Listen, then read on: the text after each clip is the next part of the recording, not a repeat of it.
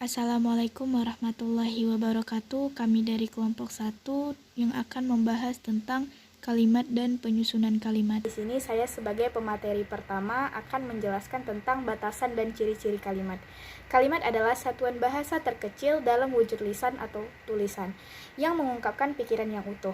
Dalam wujud lisan, kalimat diucapkan dengan suara naik turun dan keras lembut di sela jeda dan diakhiri dengan intonasi akhir yang diikuti oleh kesenyapan yang mencegah terjadinya perpaduan antara asimilasi bunyi ataupun proses fonologis lainnya. Dalam wujud tulisan berhuruf Latin, kalimat dimulai dengan huruf kapital dan diakhiri dengan tanda titik, tanda tanya, atau tanda seru. Sementara itu, di dalamnya disertakan pula berbagai tanda baca seperti koma, titik dua, tanda pisah, dan spasi. Tanda titik, tanda tanya, dan tanda seru sepadan dengan intonasi akhir, sedangkan tanda baca yang lain sepadan dengan jeda. Spasi yang mengikuti tanda titik, tanda tanya, dan tanda seru melambangkan kesenyapan. Kalimat merupakan satuan dasar wacana, artinya wacana hanya akan terbentuk jika ada dua kalimat atau lebih, yang letaknya berurutan dan berdasarkan kaidah kewacanaan. Dengan demikian, setiap tuturan berupa kata atau untayan kata yang memiliki ciri-ciri yang disebutkan di atas pada suatu wacana atau teks berstatus kalimat. Saya pemateri kedua akan melanjutkan yaitu tentang struktur kalimat dasar. Yang dimaksud dengan kalimat dasar adalah kalimat yang pertama terdiri atas satu klausa, yang kedua unsur-unsurnya lengkap, yang ketiga susunan unsur-unsurnya menurut urutan yang paling umum, dan yang keempat tidak mengandung pertanyaan atau pengingkaran. Dalam pemarian kalimat perlu dibedakan kategori sintaksis, fungsi sintaksis, dan peran semantis unsur-unsur kalimat. Setiap bentuk kata atau frasa yang menjadi konstituen kalimat termasuk dalam kategori kata atau frasa tertentu dan masing-masing mempunyai fungsi sintaksis serta peran semantis tertentu pula. Poin 1. Bentuk, kategori, fungsi, dan peran.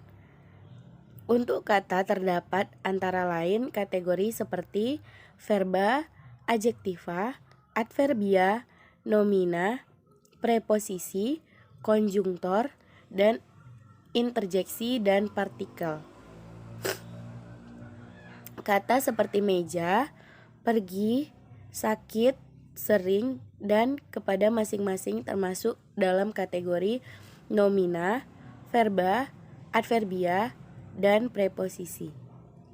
Dan frasa meja itu sudah pergi, agak sakit, sering sekali, dan kepada saya masing-masing tergolong kepada frasa nomina, frasa verba, frasa adjektiva, frasa adverbia, dan frasa preposisi. Suatu bentuk kata yang tergolong dalam kategori tertentu dapat mempunyai fungsi sintaksis dan peran semantis yang berbeda dalam kalimat. A. Adwa, subjek pelaku, sedang belajar. B. Nama anak itu Adwa, predikat dan atribut subjek. Ibu memanggil Adwa, objek dan sasaran. Ayah membeli baju untuk Adwa, pelengkap dan peruntungan. Kedua, pola kalimat dasar. Dalam suatu kalimat tidak selalu kelima fungsi sintaksis itu terisi, tetapi paling tidak harus ada konstituen pengisi subjek dan predikat. Kehadiran konstituen lainnya banyak ditentukan oleh konstituen pengisi predikat. Perhatikan contoh berikut. Ya, A. Dia sebagai subjek, tidur sebagai predikat, di kamar depan sebagai keterangan. Yang B. Mereka sebagai subjek, sedang belajar sebagai predikat, bahasa Indonesia sebagai pelengkap, dan sekarang sebagai keterangan. Yang C. Mahasiswa sebagai subjek, mengadakan sebagai predikat, seminar sebagai objek, di kampus sebagai keterangan. Yang D. Dia sebagai subjek, meletakkan sebagai predikat, uang sebagai objek, di atas meja itu sebagai keterangan, kemarin sebagai keterangan. Jika kita mengamati pemakaian bahasa Indonesia, Misalnya kalimat-kalimat dalam satu teks, kita akan menemukan banyak kalimat yang urutan unsur-unsurnya berbeda dari yang diperlihatkan contoh di atas, terutama yang menyangkut letak keterangan dan letak predikat terhadap subjek kalimat. Keterangan dalam bahasa Indonesia banyak jenisnya dan letaknya dapat berpindah-pindah, di akhir, di awal, bahkan di tengah kalimat. Selanjutnya ada fungsi sintaksis. Fungsi sintaksis ada 5, yaitu subjek, predikat, objek, komplement, dan keterangan. Dari kelima fungsi tersebut tidak semuanya harus ada dalam suatu kalimat. Fungsi sintaksis yang harus hadir hanyalah subjek dan predikat. Sedangkan objek, komplement, dan keterangan itu tidak wajib ada. Fungsi-fungsi tersebut ada diisi oleh kata, frasa, dan klausa. Berikut ini uraian kelima fungsi tersebut.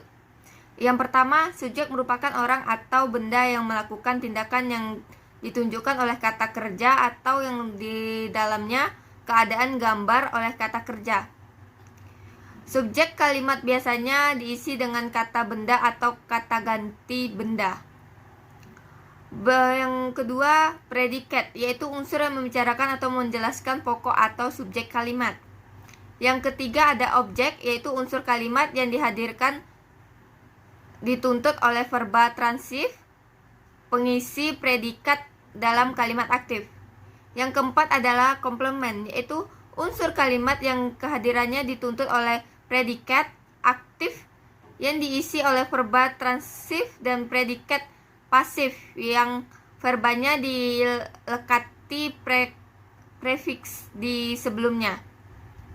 Yang selanjutnya ada keterangan, yaitu unsur kalimat yang memberi keterangan kepada seluruh kalimat. Yang keenam pengubahan, yaitu semua kata dalam kalimat yang bukan kata kerja, subjek, objek langsung, objek tidak langsung, atau pelengkap. Keterangan sintaksis tersebut berkenaan dengan istilah nomina, verbal, adjektif, adverba, numeria, preposisi, konjungsi, dan pronomina. Pengisi fungsi tersebut dapat berupa frasa, sehingga selain kelas kata yang nomina, terdapat pula frasa nominal. Berikut juga dengan adjektif, adverbia, numeralia, preposisi, konjungsi, pronomina yang dapat berfungsi berupa frasa sebagai fungsi sintaksis. Baiklah, dilanjutkan oleh teman saya. Materi saya yang berjudul tentang unsur kalimat. Selain mempunyai ciri-ciri kalimat dalam bahasa Indonesia, kalimat juga mempunyai beberapa unsur di dalamnya, sebab semua kalimat yang telah disebutkan sebelumnya tentu tidak tersusun dengan sendirinya. Terdapat beberapa unsur yang dapat membentuk suatu kalimat, terlepas apapun itu jenis-jenis kalimatnya. Adapun unsur-unsur kalimat dalam bahasa Indonesia sebagai berikut. 1. Subjek. Subjek memiliki contoh seperti ibu sedang belanja ke pasar. Dalam kata ibu memiliki kata subjek yang berbentuk kata kerja. Kedua, predikat. Predikat memiliki contoh seperti adik bermain bola. Dalam kata bermain, predikat yang berbentuk kata kerja. Ketiga, objek. Contohnya seperti Maya sedang mengerjakan PR matematika. Dalam kata PR matematika, objek yang berbentuk frasa nomina.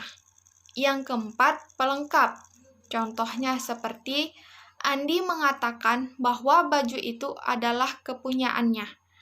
Dalam kata baju itu adalah kepunyaannya, pelengkap yang berbentuk klausa. Yang kelima, keterangan. Contohnya seperti ibu membeli sayur-sayuran di pasar. Di pasar memiliki keterangan tempat. Baiklah, itu sekian dari penjelasan dalam kata unsur kalimat. Sekian dari video saya akhiri. Wabillahi Taufik walhidayah. Wassalamualaikum warahmatullahi wabarakatuh.